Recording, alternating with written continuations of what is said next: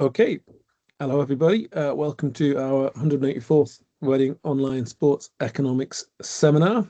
It's a great pleasure to have James Smoliga with us today. Before he starts his talk, just to mention a few different bits and bobs as we start. I'm starting to put together the schedule for after Christmas, and so as you may have seen in the reminder email, there's a few talks already lined up for in the new year. There's a few other slots TBC, and if you do have a paper you want to present, you are more than welcome to get in touch and take one of those presentation slots.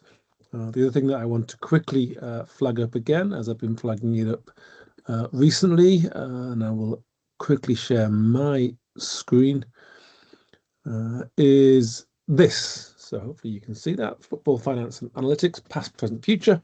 This is a conference that I'm organising with my football team, Oldham Athletic, based up in North East Manchester. And it will be an event with a bunch of people from academia, but also from within the game as well, on the analytics side, but also potentially, also people involved in the game in different forms. Our after dinner speaker on the Friday evening is going to be Avram Grant, subject to his national team commitments. He's the Zambia national team manager at the moment, but it promises to be a really fascinating event on basically economics, finance, a bit of history, a bit of analytics. So if you're interested in that, please do let me know. We will soon, in the next week or so, set up a website for you to be able to register for that. Only other thing to say is, as I've said before, there's a WhatsApp group for the Roses Talks, because the team's chat is pretty unreliable at best. So if you want to be in that, drop me an email with your phone number and I will add you happily to the WhatsApp group. And without any further ado, James, please do take away your very topically themed talk on the impact of Taylor Swift on football over there. Just quickly before you go, are you happy to take kind of questions for clarification as you go along, or would you prefer to keep them for the end? Yeah, that's either way is fine. I'll say, what I'll be doing, I'll go through the methods and everything. So in some cases, questions that people have might get answered along the way. But yeah, feel free to ask. Feel free to ask, and if it's something I'll answer along the way, I'll say, yeah, that will be coming up. I'll answer that along the way. We could do that. Either way is fine, in all honesty. Sounds great. In which case, all yours, James. All right, I'm going to share my screen here. All right, can everybody see the presentation? Yep, got that. Yep. So yeah, I've just, for the title slide here, I've taken the advertisement that you sent out here. Thank you again for the opportunity today to present on this. This was kind of a fun paper. And I'll just drop just real quick about me. I'm here in the United States, and I work for Tufts University School of Medicine, which people traditionally know as, when they hear Tufts, they hear Boston, Massachusetts. And so people a lot of times think I'm in Boston. But the way I work for their Doctor of Physical Therapy program, and they had one program they started in Boston. Then that was successful. They had another one they started in Phoenix, and that was successful. And they started a third one in Seattle. And so I work for Tufts DPT in Seattle. And the way that works is essentially it's students do their lectures and discussions all remotely. And then a few times, like twice a semester, they go for an in-person lab immersion on site to do all their clinical skills. And since this is remote, that means anybody could, be kind of anywhere. And so I actually live in Greensboro, North Carolina. So it's, a bit complicated. That's just a bit of a background on me, though. I work for Tufts, based in Boston, in Seattle, from North Carolina. That's a bit about me. I'm just by background, I'm a lot of different things. I'm kind of an oddball, which is why I do oddball research. I'm trained as a veterinarian first and foremost, and then I went on to get a PhD in human sports medicine. I never went into veterinary practice. I went straight to a PhD in sports medicine. Long story for another day. And I was primarily interested in running performance and running injuries. I'm a runner by background, distance runner, like 5K, 10K type. And over the years, my career has just kind of morphed, and I just get into all of sports science. I've started taking on stuff with concussions, but I love science. I love data. I love sports medicine, and somehow, kind of go where the wind blows, and take on interesting research questions. And I've been very fortunate to work at institutions where I'm not trying to just fight for NIH funding and just get grants. I can do fun and interesting things like this. So before I get into the Taylor Swift work, the thing I'm probably most famous for is this paper, modeling maximal active consumption rate and its plasticity in humans. Perspective from hot dog eating competitions. So this is all about the Coney Island hot dog eating competition that we have here every year on the 4th of July in the US, where people eat as many hot dogs as they can in 10 minutes. I do real research. I swear I do. I do stuff that actually does hopefully make a difference in people's lives. But this has been my most famous piece of research ever. It made the New York Times, and every year, I get inquiries about this. I've been on so many podcasts and talk shows and stuff just to talk about how many hot dogs can a person eat. And that's what I love about science. Research should be fun. Sometimes there's some wacky stuff in there, but there's some serious questions, and it's all around us. And that's why, that's one of the things that keeps me going is just finding the fun in this. And it's the same thing with this Taylor Swift work. It's something fun and something interesting. So why not study it? And so that's where this all starts. Last year, October, November of last year, we really started seeing all these headlines. So in the NFL, the Kansas City Chiefs, they're currently a very hot team, have been a high-performing team for the past many years. They won the Super Bowl for the 2022-2023 NFL season. Travis Kelce is one of their star players. He is a tight end. And in September of 2023, he was initially rumored to have been dating Taylor Swift. And if I need to say who Taylor Swift is, you've got a lot more work to do, but Taylor Swift is, one of the biggest international names there is in entertainment.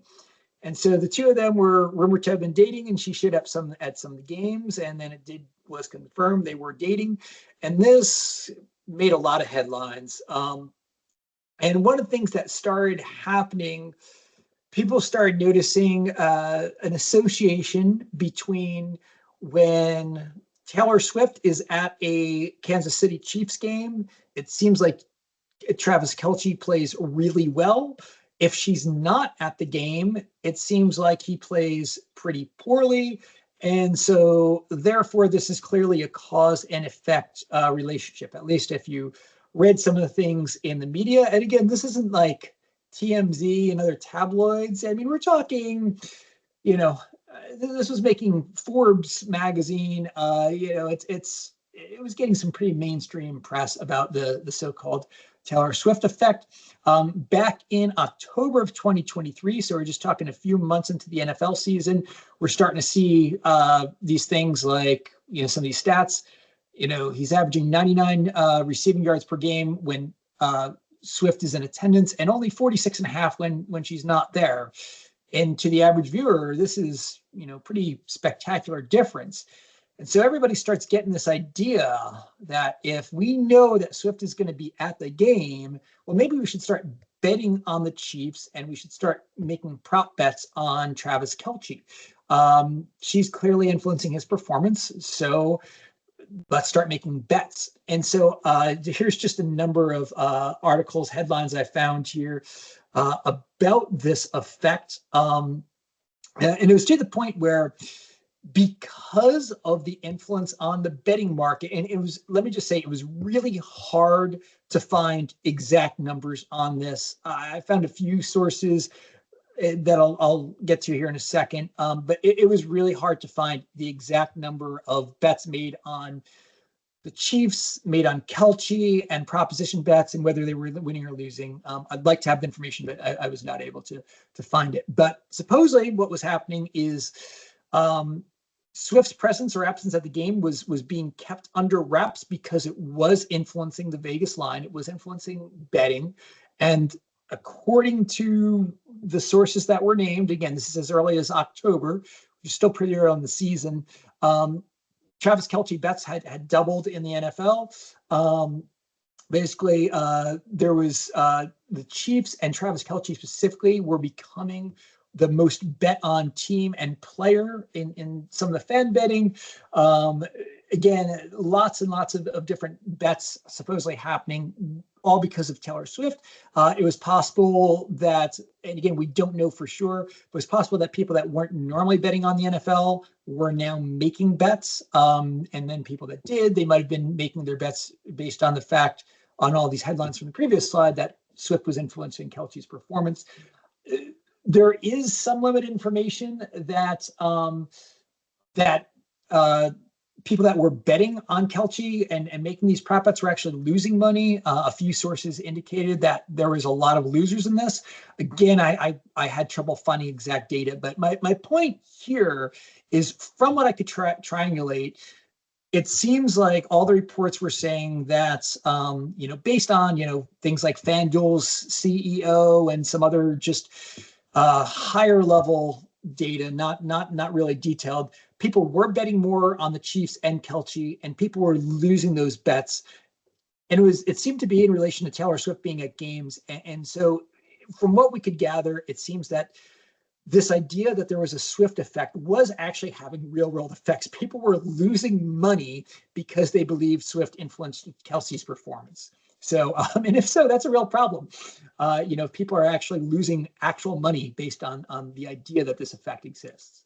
So that's why I did the study. I wanted to see, is the Swift effect indeed a real phenomenon?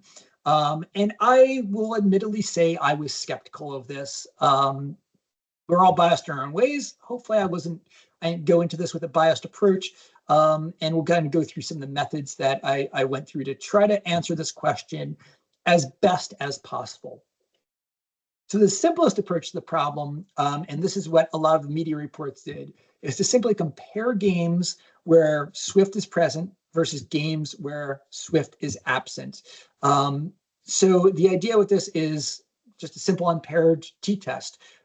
We compared the two sets of games, and this is really easy to understand. Swift's at some games, Swift's not at other games, and we could directly compare them. And so this is what the Sporting News did. This is from earlier this year, right around the Super Bowl. Again, headline: Travis Kelce's stats are better, with and without Swift. How much does it change? And again, you can see the total for most of the season here. Basically 79.9 yards per game when Swift was present. And she was not as, they report the numbers are lower when she's not there. Chiefs winning percentage increased significantly when Swift's in the stands. Basically 75% winning percentage in the season compared to 67% when she's not there. So again, all these websites are reporting that there is a difference, that the Swift effect is real. And again, this is one of the things that from the Sporting News article that they report. They show Kelce's stats with her at the games. And again, you could see, there's some big games here, 124 yards, 179 yards, 116 yards. He scores a few touchdowns there. And then, when she's not there, the numbers are a lot less impressive. Just on the surface, people see this 14-yard game standing out, but we have to remember he had a 16-yard game when she was there too. Regardless, here's the conclusion that they're printing. He's catching more, he's getting more yards. We'll kind of ignore the fact that he has slightly fewer touchdowns. there seems to be some sort of Swift effect here. He's significantly getting more yards. That's what the media is reporting, and that's what we could do with a t-test. So again, if we graph this type of thing, we see it looks pretty impressive with Swift present, 79 yards, without her 50 yards. There we have it. Now, the thing is, as we all know with statistics, we need to look at something like variance. And when we start adding error bars to this looks a little less impressive. There's a wide, these are standard deviations here. There's a wide overlap in the standard deviations. And then if we actually do a t-test, and if we do the right t-test with unequal variance, because the standard deviations on these are quite different, we get p equals 0.09. Some would argue that this is, trending towards significance. We could say it's trending, and maybe we're just underpowered. If they played more games, maybe we'd see significance. Or we could also interpret that as, well, it's not under our arbitrary cutoff of 0.05, so it's not significant. But regardless, this doesn't establish any type of causality. There's a really unbalanced sample. He played 13 games with her present, 6 games with her absence, and it's a small sample size in either case. So it's really hard to say anything based on this. So I don't like this approach. It's too simple, and I certainly wouldn't have written a peer review paper doing a t-test with a sample size of 19 or a Taylor Swift effect. So what we wrestled with a few different ways to approach this. One way that seems sensical, that could be good, is doing some type of a stepwise selection regression model of the 2023-24 season, and using Swift's presence or absence as a binary predictor variable, and then also putting some confounding factors in. We can consider confounding factors like, home or away. We might consider things like whether or not Kelce had a good game the previous week, because that might influence the opposing team's defense. If he ran 120 yards last week, well, maybe the opposing team's defense is going to try to really stop him this week. So previous week's performance, we might consider ELO ratings, the strength of the home team, or, the strength of the Chiefs versus the opposition they're playing. So again, this isn't a bad idea, to try to look at some of these confounding variables along with Swift's presence. But again, the issue with this approach, and why I didn't do it, is it doesn't really establish causality, and we still have this problem of an unbalanced sample with a small sample size. There's still 13 games she was at, 6 games that she wasn't at, and it's a pretty small sample. And the other thing we have to consider is there's going to be a lot of inherent variability in any football game. If you have the same 2 teams play against each other 10 different times, you can't expect that Kelce's going to run a very, is going to have the same number of yards each time. There's going to be a lot of natural variability. And with a small sample size, that's a real issue. So I think this could be a valid approach, but it's not the one that I took. So the approach I had was we needed to do some sort of matching, like a propensity score matching, and really increase that sample size, and to really try to do a bit more of an apples to apples comparison, because the Chiefs had been the strongest team in the NFL. They won the previous Super Bowl, so they're already a good team. So just by all probability, they're probably going to be better than most of the other teams they're playing. Travis Kelce has already won the top 10 tight ends in the NFL. And that's probably interrelated to the Chiefs' successes. So we need to consider, the quality of the teams that the Chiefs are playing, the Chiefs themselves, all these other factors, and also this natural variability that is going to be inherent to the game of football. So the idea would be trying to somehow match the 2023 season games, which we'll call the Swift era, to games from previous seasons that should theoretically be similar. And to see is Travis Kelce playing any differently in the 2023 season than he has in the past, and to kind of tweeze out, can any of that be attributed to Swift being at the game? And so we'll get more into the propensity score matching and the parameters that I used for that. But again, the advantage of this is it can theoretically account for some confounding factors and also account for some of that natural variability. And I'm going to say it's going to start suggesting causality. Again, we're doing some retrospective examination here and how well we can match games from 2023 to previous games. We'll take a look at that, and it's not going to guarantee causality, but at least we're getting more in the direction of causality. The big disadvantage is, what do we match on? How do we compare a game from 2023 to previous seasons? And there's also going to be the limitation that Kelce's been playing since 2013, 2014. As part of that, he's aging. He's not necessarily, even if the game conditions are similar, is his game performance still going to be the same? But again, those are some of the limitations and, some things we have to consider. I wasn't sure what kind of audience I'd be speaking with here. As some people might know about ELO scores, others don't. Dr. Reed, I know, just a few weeks ago gave a talk about ELO. Anybody that is familiar with ELO scores probably knows way more about ELO scoring or ELO ratings than I do. I know enough about them to know how they're used in the NFL. In brief, their history is they're developed in the 1960s for comparing chess players. And they've gone on to be used in other sports for measuring team strength and also predicting the probability of the outcome of a game. And so there's a two-part formula. We could predict the outcome of a game based on comparative ELO ratings. And so here's the formula. I won't get into that in detail here, but if the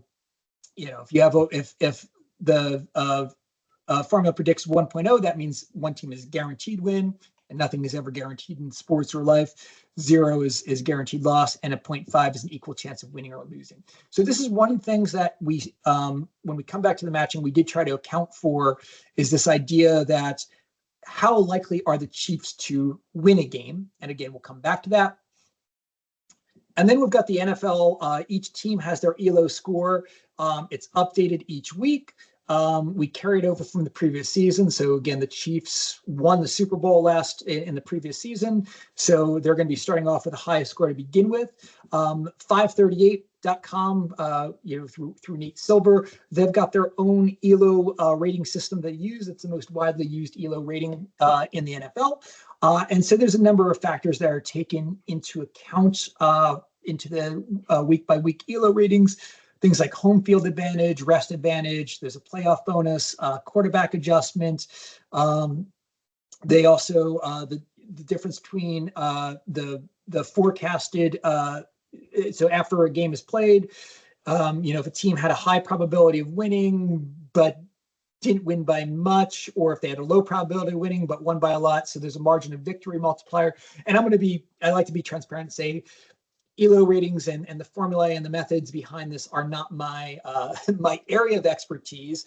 I know enough about them to know that this is something that the NFL is used. It's used highly in the sports betting systems, and it's probably our best indicator of who's a strong team, who's a weak team, and what are the chances that any one team is going to win.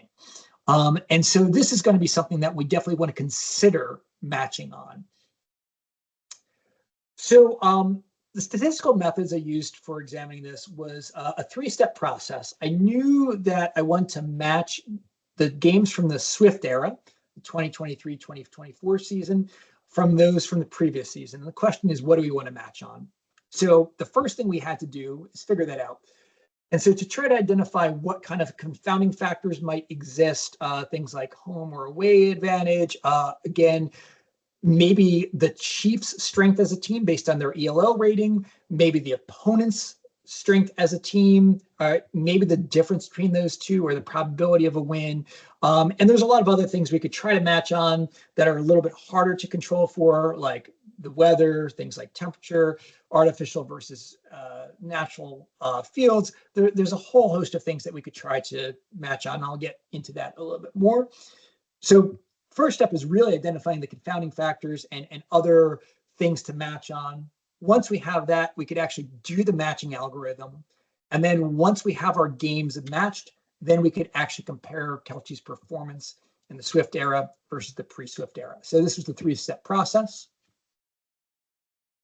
And these are the things that I considered matching on, and all of which I've alluded to previously. And there are many other things we could try matching on, like weather. We could start, get into just other things like, opponent's defensive rating, opponent's offensive rating.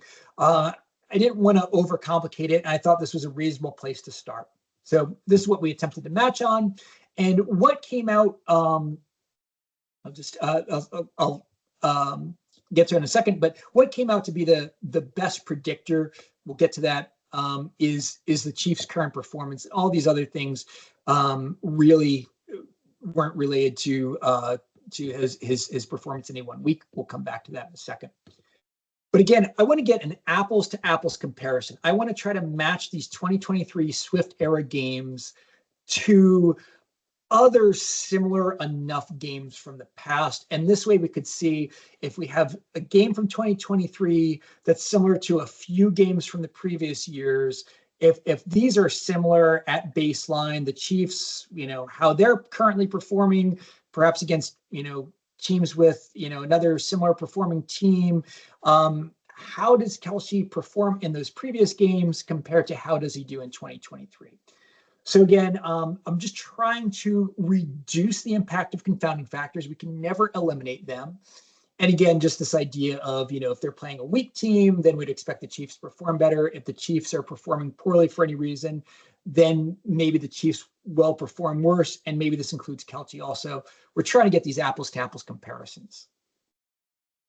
So what it really came down to when I tried, essentially I did a stepwise regression model looking with the dependent variable being Kelchi's yards, and then all these other factors I put in through the stepwise selection process, and the Chiefs ELO came out as the best predictor. Now, I'm going to be, again, I always like being transparent. We all know, or most of us probably already know, the limitations of a stepwise regression model. I tried not to throw everything but the kitchen sink in. I tried to use things that logically made sense. And, the Chiefs ELO was the best predictor of Kelchi's performance. Now, again, it's important to recognize that these two things, we can't completely separate them. The Chiefs as a team, they are dependent on Kelchi as a player. He is one part of that system. So they're not truly independent, and that's what we need for regression. We do need to assume independence. But in reality, we're looking at what is their pregame ELO before, they take the field, and then how does Kelchi do during that game? And there was a relationship there. The R squared is 0.06. So again, this is not a amazing relationship. About 6% of the Chiefs, or 6% of Kelchi's performance is attributable to the Chiefs pregame ELO. And again, that makes sense. Kelchi is one of 22 players on the field, 11 offense, 11 defense from the Chiefs end, 22 on the opposing side. So he's just one part of the system. But based on this, it seemed reasonable to include the Chiefs pregame ELO rating as our matching factor. The regression model did not include the opponent's ELO. It did not include the win probability. So we did not include any of those in matching. So our best apples to apples matching is the Chiefs pregame ELO. So again, with our matching, we want to try to have the goal here was to have a large sample of included games, but keep those games as closely matched based on ELO. So we want to make sure, we're trying to increase our sample size and have a lot to compare to, but not having games that aren't an apples to apples comparison. And so I attempted a 5-to-1 match. So each game from the Swift era was matched to 5 other games from the pre-Swift era based on the Chiefs ELO. And I did non-replacement. So that means every game from the past could only be used one time. And I used the match it package in R using the optimal matching method. And this is what we get. So the gray are games from previous seasons. The gray circles are 5 games from previous seasons, and their ELO score. A blue square is a game that from the Swift era that Swift was absent from. A red square is a game from the Swift era that Swift was present at. And these are the x-axis represents the different weeks of the season. Game 1 and week 1, Kelce was inactive for, and week 17 he was inactive for. So those do not appear on the x-axis. And I was very happy with the way the matching worked out. So again, y-axis is the Chiefs pregame ELO. It looks like we got a good apples to apples comparison to start. For example, here for week 2, we see the Chiefs pregame ELO compared to 5 games from previous eras that were from the pre-Swift era that were selected. We're getting some pretty good matches, and you can see the Chiefs ELO changing throughout the season. They have a big loss here, it goes down, then it starts going back up. So I feel pretty confident we got good ELO or ELO-based matches here. So that's our starting point. We're pretty confident that we got good matches. So now part 3, the analysis. Determinative Swift's presence influences Kelce's performance. And again, the outcome we're using for that is his yards. Again, I was at a crossroads here. I could create a single model of all games and determine if Swift's effect influences Kelce's performance. Use Swift's presence or absence as a fixed factor. And the idea here would be that whenever Swift is there, that's only from the 2023 season. That's 13 games. And then Swift's absence, that's the 2023 season and all the previous seasons. So we've got a bit of an unbalanced data set there. So what I chose to do is to create 2 models, each comparing the pre-Swift era games to the Swift era games. One model comparing the games in the Swift era where Swift was present, and a different model comparing the games from the Swift era where Swift was absent. And any feedback at the end, for the approach to this, I think there's a few ways to approach the problem. This is what I thought was the best approach. So we have 180 total games when we do with our matching. 19 in the Swift era, 13 in Swift present, 6 with Swift absent, then 161 matched games from the pre-Swift era. And here's what we get. Similar type of graph here. X-axis has week of season with, again, week 1 and week 17 missing since Kelce did not play. And then total yards.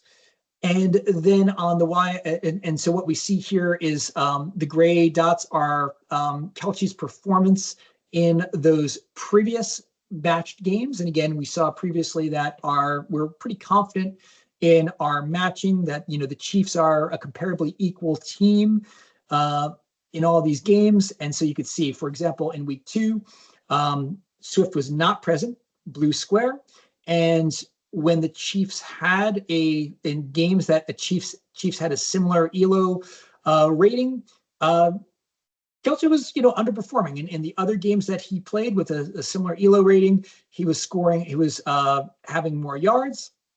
You can see week 3 here, again, kind of smack dab in the middle. Maybe he, with the 5 games that were matched from the pre-Swift era to the 2023 season, maybe he's performing a little bit better. And really where the Swift effect started to becoming more widely noticed is he had these 2 games, week 6 and week 7, where if you were matched to the Chiefs ELO, again, in the past when the Chiefs had a similar ELO rating, here's how many yards he scored, and he's way outperforming those. And so again, here he scored, I think it was like 112 yards. He ran 112 yards here. I think he had like 179 yards. So he's really outperforming compared to previous seasons here.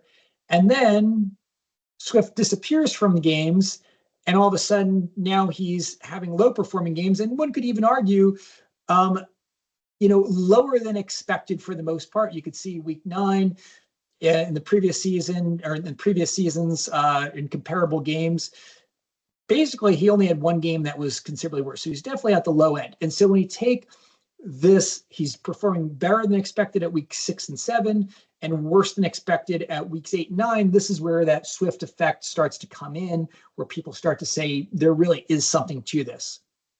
I think that's also important to consider, though, when we actually look at the individual data. He's also had great games in the past without Swift. Again, if we look at this one amazing game that he had in the Swift era, he's also had an even better game in the pre-Swift era.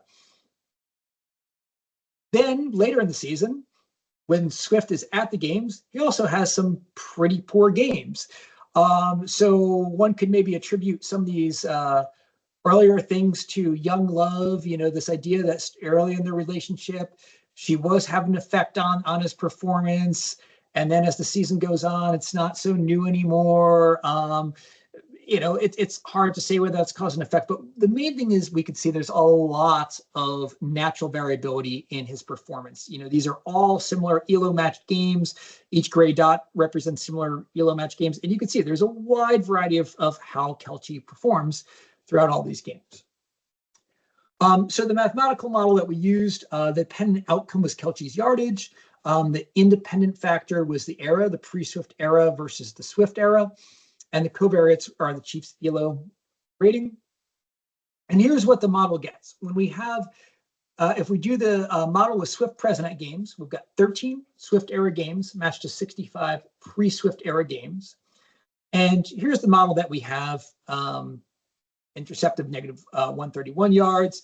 7.1 is the multiplier by era, 0 for pre-Swift era, 1 for Swift era, and this 0.123 times ELO.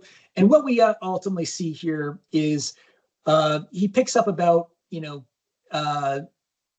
yards or so when she's there. So if we do the calculation, example, if the Chiefs had pregame ELO of 1650, in the pre-Swift era, Swift would be expected to get about 72 yards. In the Swift era, he's getting about 79 yards. So 7-8 yards, give or take. And again, the confidence interval on this overlaps 0. He could play worse, he could play better. And importantly, the p-value is 0.476. So again, this is not significant. We're seeing about a 7-8 yard boost in performance, but it's not statistically significant. Now, if we look at the Swift absent model, similar type of equation that we get here, different direction of some of the coefficients here. We've got 6 Swift era games matched to 30 games from the pre-Swift era. And what we're seeing here, basically, again, assuming a pre-game Chiefs ELO of 1650, he'd be expected to get around 71.9 yards in the pre-Swift era, and only about 49.7 here in the Swift era. Actually, I might not have updated the slide. I think I didn't update this correctly. I think this should be right around 80 here. I'm sorry, I just realized I think this is an error. It should be 80. This should be 50, I think. This is 49.7. This one's accurate. I think I didn't update that. I updated this one here. But regardless, he's playing around 28, 30 yards worse in when she's not at the game. So the interpretation is he doesn't play any better in the Swift era than he did in the pre-Swift era when Swift attends his game. So she doesn't seem to be boosting performance. If she is, it's only by 7 or 8 yards, and it's not statistically significant. But maybe he is playing worse in her absence when she's not games. Again, the p-value on this is 0.163. But again, we've got a very limited sample size. It's only 6 games from the Swift era. And it's not statistically significant. So I think based on this, my interpretation would be Taylor Swift does not influence Travis Kelce's performance. Again, there's nothing that's statistically significant. I think it'd be hard to argue that she does. Perhaps one thing we might be seeing is regression to the mean. Again, maybe there's some biased interpretation here. Maybe we have to use our imagination. But again, he does have some big performances early, some really bad performances early in the season, and we start to see maybe some clustering more toward the mean as the season goes on. There's this one outlier here, if we draw these imaginary lines on here, maybe this is regression to the mean. And again, we're going to see this in sports as a common phenomenon where there's going to be some extreme performances. Maybe this is true, maybe it's not. Now, the other thing is people are betting on the Chiefs. And the big question is, does Swift's presence influence the Chiefs? And this was kind of a secondary question. Everybody was really focused on Kelce. So I did a mixed effects binary logistic model. Dependent variable was game outcome, win or loss. Random effect, I used the match set. We've got the match pairs of one Swift game with 5 pre-Swift era games. Binary predictor variable, Swift status, continuous predictor variable. I tried different ELO-based metrics for this. Oops, sorry. There we go. And I chose the model with the lowest Akaki information criteria. And basically, using this model here, the best model had the Chiefs win probability in it, which makes sense. The odds ratio for Swift's presence games or at games was 1.32. So, approximately 32% more likely to win when Swift was present at the games. But again, a p-value of 0.692, even the Chiefs win probability was not statistically significant. So I think we could conclusively say Swift did not significantly increase the Chiefs' probability of winning based on this. So my conclusion was the Swift effect is not real. That's my conclusion. Now, one of the things that has to be considered in any of this is, we're doing statistical modeling. Anytime we're doing inferential statistics, we're trying to make a conclusion about, the broader population based on a sample. It could also be argued that, we have all the Chiefs games. We have the whole set of Chiefs games, and we have the numbers of games that, he wins and the Chiefs win and lose, and we have his actual yardage. And then we don't need to do inferential statistics. The numbers are what they are. Kelce does play better when Swift is present. So there could be the argument that the inferential statistics don't matter because we have all the known games. But if we're going to use the statistical approach, I don't think we've got a convincing statistical effect. So the broader implications of this. What can we learn from this? Number one, we have to consider comparative effectiveness. And I think it's important to recognize this. I've mentioned this a few times. The Chiefs won the Super Bowl the previous season. So when you win the Super Bowl, it's going to be hard to do better than that. That's the goal of the season, to win the Super Bowl, and the Chiefs did that. So we've got a high ceiling to start with. Could Taylor Swift actually improve the Chiefs' end goal performance? And the answer is no. They were already as best as they could be, and they did that without her being present at games. So there's no reason to think that her being present at games is improving performance. Comparative efficacy, we want to compare these two things together, and they're not doing any better with her than they were without her. And again, this is something that we need to consider in science and medicine. Comparative effectiveness. Yes, this drug improves outcome, relieves pain, or cures cancer. How does it compare to something else? And a lot of times, especially in clinical trials, the question is given as, does this drug work? In reality, maybe it should be, does this drug work better than the existing treatment? The existing treatment, the Chiefs coaching, got them Super Bowl wins. We could say that adding Taylor Swift to that equation really didn't change the outcome. Another thing is just attribution bias. The Chiefs were winning games. Kelce was having big games, big yard games before Swift was there. Now all of a sudden, and Chiefs lost games, and Kelce had poor games before Swift came into the scene. And nobody was attributing that to anything else. It was just natural variability. Kelce could have had a bad game. He might be tired. He might be injured. The Chiefs might have played poorly, made some mistakes, made some coaching mistakes. Before the Swift era, we'd attribute a win or loss or a Kelce performance to so many other factors.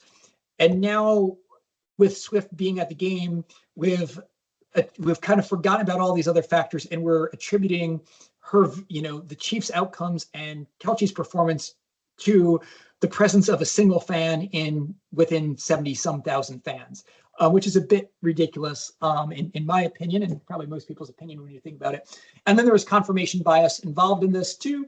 The idea that Swift would show up at a game and Kelce and and the Chiefs would win.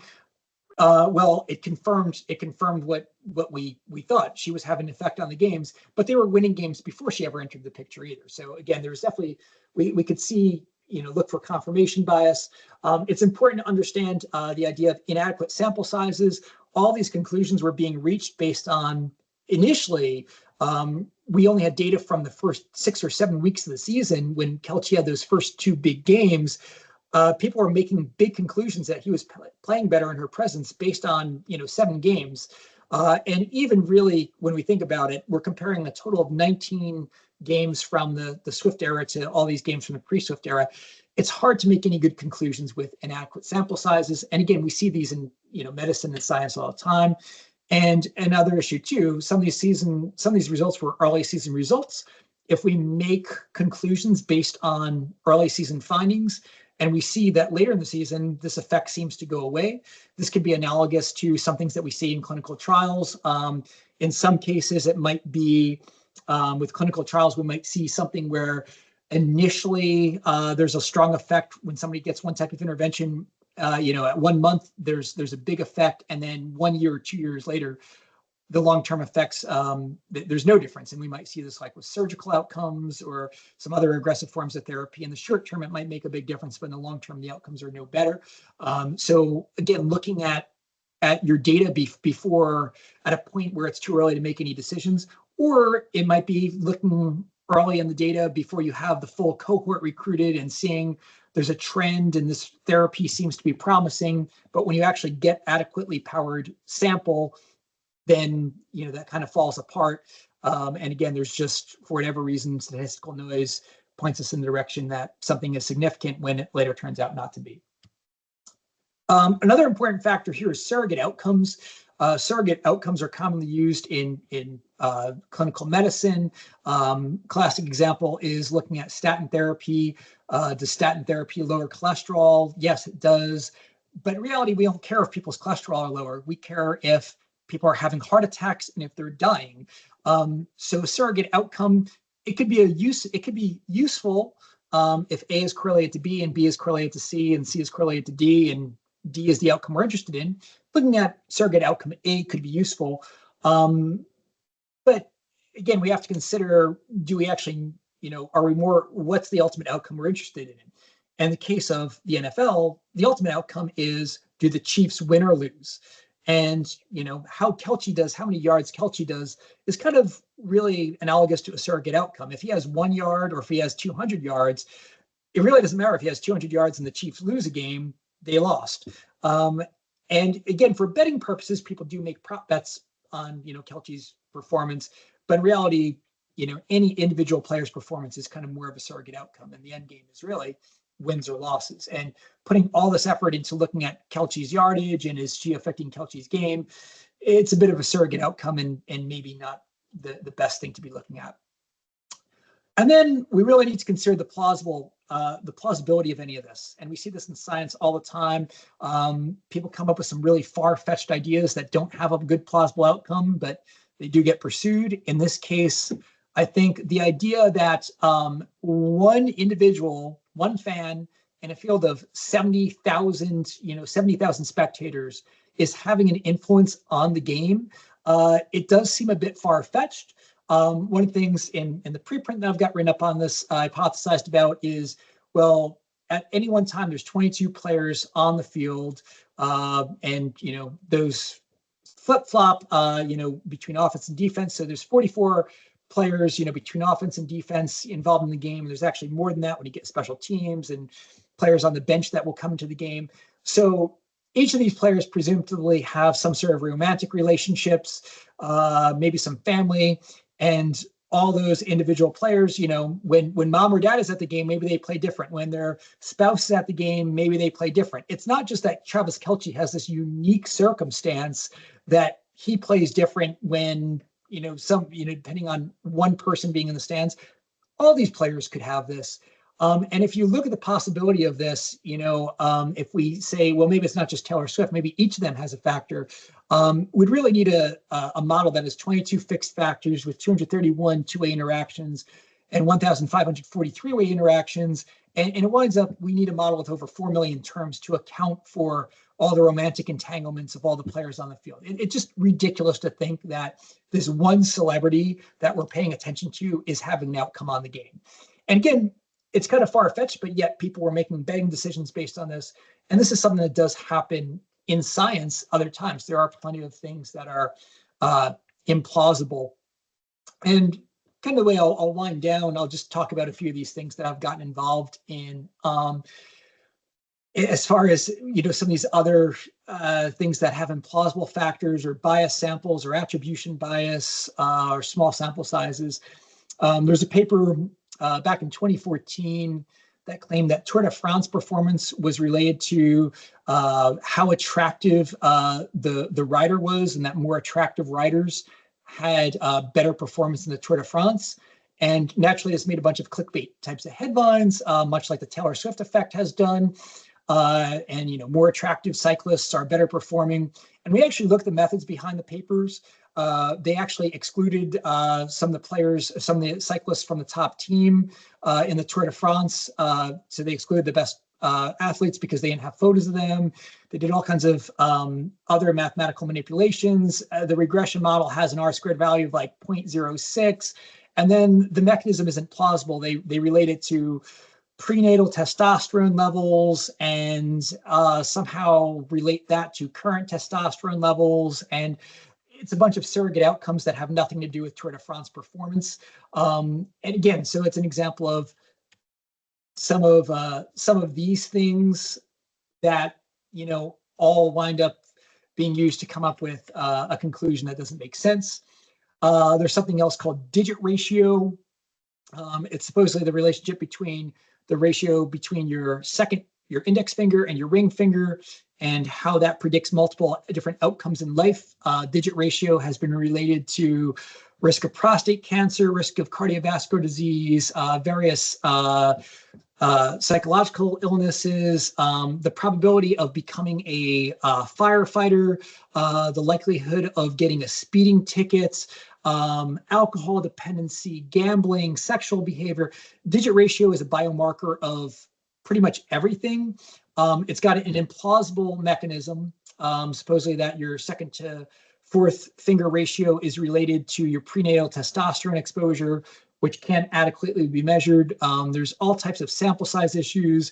There's all types of flexible analyses that are done. I did a study a few years ago that got published in the BMJ Christmas issue, relating digit ratio to, I had people draw a random playing card or 5 playing cards from a deck at random. And then I ranked their poker hands based on that. And lo and behold, digit ratio was related to the randomly chosen poker hands. So digit ratio is a biomarker of good luck. Again, if you have enough of enough statistical noise, you could find, and enough flexible analyses, you could find a relationship between anything. And then this is something else I've been working on along the lines of small sample sizes, attribution bias, some flexible analyses, implausible mechanisms. This product right here, it's called the Q-Collar. It's supposed to reduce concussion risk. It's based on the mechanism that woodpeckers compress their jugular veins every time they peck, and this keeps more blood in their head. And if you have more blood in your head, it creates this bubble wrap effect. It cushions your head, so you're less likely to get concussion. And so if we could just compress on the jugular veins of football players while they're playing, they're less likely to get concussions. If that sounds implausible, it's because it is. There's no research that woodpeckers actually use this mechanism. It was actually made up by the company behind it. New research shows that woodpeckers actually probably do get something similar to chronic traumatic encephalopathy. So we can't assume that woodpeckers don't actually have head injuries. and there's like multiple strings of like implausible mechanisms, flexible analyses here. And this story here is actually from an investigation that we're actually doing right now, that we've actually, in addition to lots of other issues with the data, also relying on some surrogate outcomes that are not clinically valid. We've actually found evidence of data fabrication in this research. So it's a long story for another day. But again, when you get caught up in some of these things like implausible mechanisms and surrogate outcomes and small sample sizes, we're just reminded that this is everywhere in the scientific literature. It's not just a Taylor-Swift effect. So my end message is this. This Taylor-Swift effect, you know, it's kind of a fun pop culture type of thing. Swift affects Kelce's performance, and there's data to show it. Based on my analyses, I would say that it's not true statistically. I don't think it's a strong enough effect. There's nothing statistically significant. I don't think we've got good evidence that it exists. It's probably based on attribution bias with some confirmation bias thrown in there, some small sample sizes, preliminary data. We've got an implausible mechanism, but this is not unique. This Swift effect that's gotten so much attention, I think this permeates science. I've shown a few examples of areas that I've tried to combat some of the pseudoscience, and it's everywhere. And so my message is the Taylor-Swift effect is everywhere. We need to all be on the lookout for it and make sure that we ourselves do not get fooled and become victims in our own research of the Taylor-Swift effect. And I like this picture. It's just keeping one eye open, keeping one eye on that lookout for that Taylor-Swift effect, even when you find something that you love, you know, some results that you love. Make sure you're not being fooled by any of these things. And we're all susceptible to it, including me. So that's my presentation. I hope you found it interesting. I'd love to field any questions. I'm open to any criticisms. Great. Thank you very much, James. That was a really interesting talk. I'm going to give you a team's round of applause. And we've got plenty of time for questions and comments. So if anyone does have any questions and comments they want to put to James, please do raise your hand. Stefan.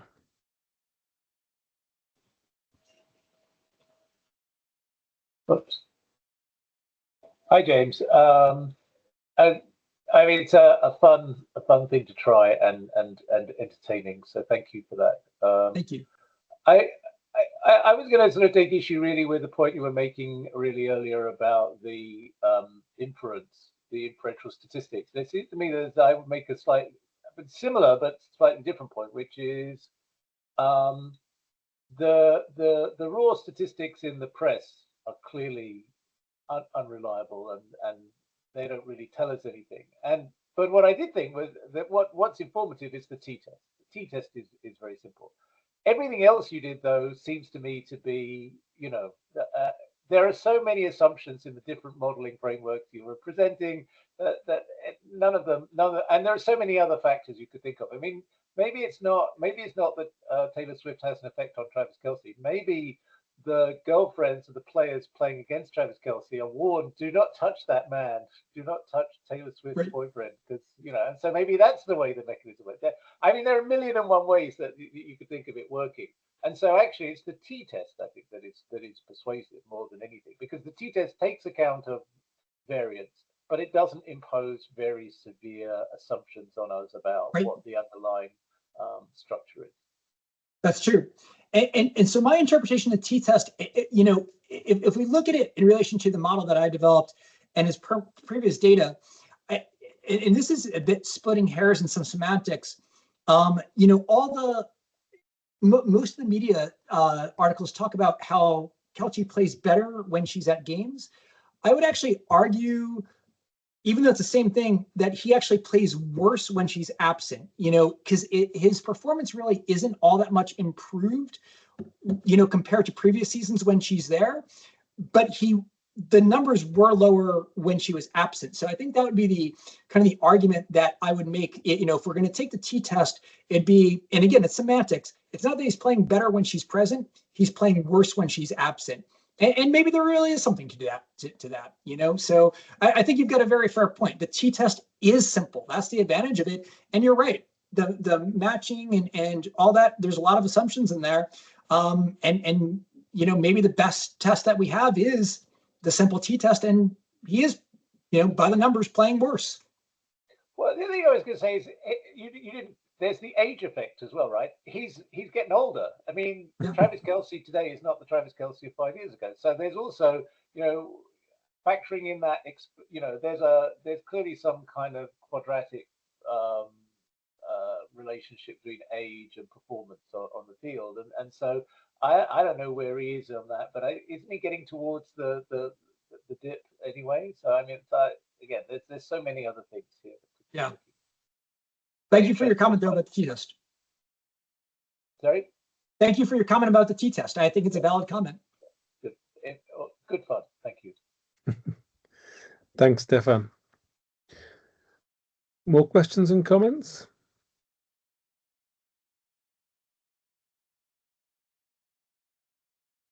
It certainly made me think, James, I guess, about a slightly different perspective, maybe, which is a colleague talked to me a while ago. You kind of said offhand, that relationship stability is underpriced, and there's obviously returns to relationship stability, and to some extent, obviously, if it's a girlfriend, and as you say, he's putting in these stellar performances in the early days when that relationship is at its early stages, you're kind of seeing the instability of not having a stable relationship status, perhaps. I mean, it kind of makes me think it'd be great to have, obviously, the relationship statuses of all the players, wouldn't it, on all the teams, and right. See what that looks like. Yeah, exactly. So, and again, that could be the argument that was made. Maybe it had a bigger effect. Maybe it really was having an effect on his game early on. Maybe he really was trying to impress her early on, and was making bolder decisions, playing more aggressively, who knows? And of course, it's also, I mean, I don't know if you're familiar, there's quite a strong, significant literature in economics and psychology, of course, about social pressure. And you kind of mentioned that when you talked about there being 70,000 other fans in the stadium, and the presence of this one somehow makes, the key difference. But of course, you've got the social pressure, which maybe encourages teams to do better and players to do better. But of course, equally, they may choke and they may do worse as well. Right. So there's all sorts of different mechanisms at work potentially there. Yeah. No, I mean, there's so many different factors. It's hard to know. It also struck me as well. Yeah, I'm not an NFL fan, but I know that here, football's my game, as you can perhaps tell by the stadium right behind me. But there's a lot now of kind of composite ratings that data companies will put together. To give a rating of 6.7 for a player based on everything they do on the field, rather than any one particular statistic. And I wonder whether there were similar kinds of ratings produced for NFL games. So there is the NFL quarterback rating. So there's that, and I actually don't know. I don't know all because I think there are offensive and defensive ratings. They'll have the best rate offense, best rate defense. I don't know enough about those statistics, in all honesty, to I don't know enough about the statistics to know the validity of them. I know, people talk about, they're the best offense, the best defense in the league, and that's based on, how many yards they give up, or, how many touchdowns the opposing players have. I'm not sure that any of those consider the strength of the opposing team, though, because again, if you're playing against weaker teams, you're probably not going to have as many, touchdowns let up. So I don't know if there's anything to the effect of ELO ratings for offense or defense. There is the quarterback rating. But again, this is probably, I'm not a huge NFL fan. I've just kind of found myself working on concussions, and then I couldn't resist the opportunity to analyze Taylor Swift. But again, it's a good question. And, if there are better metrics out there, it might be something to consider for the matching. I try to keep it simple. I know the matching procedure and the test I did weren't necessarily the simplest, but I didn't get into all the other potential all the other potential rating systems. Yeah, but I mean, you make a valid point there, which is that these simple numbers that are produced this black box. You've got no idea Yeah. where the numbers actually come from. So it's often quite good to go to the raw stats. Any more questions and comments from the audience?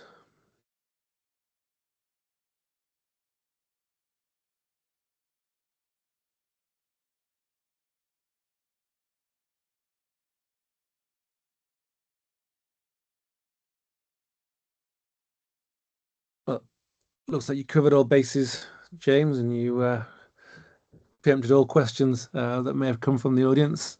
So thank you very much. That was a really, really interesting talk, and on a really topical effect. And obviously, it's really good to see novel methods put to practice to try and get around the fact that it's one of those kinds of media things that people think up, I guess, to fill some space in a column. Right. But it's good to be able to debunk these kinds of things. So thanks very much for that, James.